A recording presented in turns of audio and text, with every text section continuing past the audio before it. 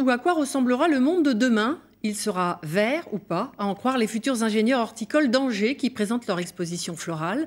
Les stands mettent en scène les plantes au gré des imaginations et c'est riche de senteurs et de respect de l'environnement.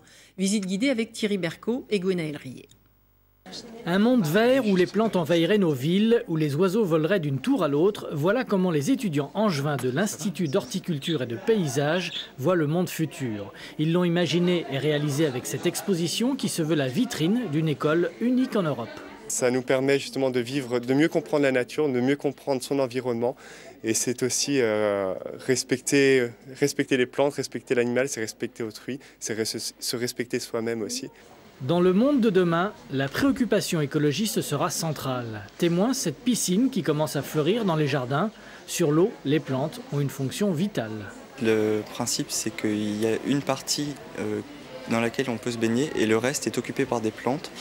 Et le circuit de l'eau fait qu'elle est amenée à passer auprès de différents types de plantes qui vont chacune se charger de l'épurer tour à tour.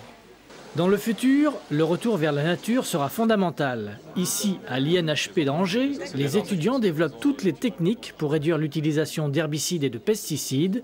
Ils apprennent par exemple à utiliser des agents naturels comme des champignons, des bactéries ou des insectes. L'utilisation d'insectes peut parfois être dangereuse si on amène des insectes d'autres pays. Elles peuvent prendre les niches écologiques de nos insectes ici. Donc avant d'introduire des insectes qui viennent de loin, il faut vraiment s'assurer qu'elles n'aient aucun impact, qu'ils n'aient aucun impact sur nos populations indigènes. Vous pouvez encore découvrir cette exposition demain. Elle a beaucoup de succès, comme en témoigne le nombre de ses visiteurs. La page culture de cette semaine.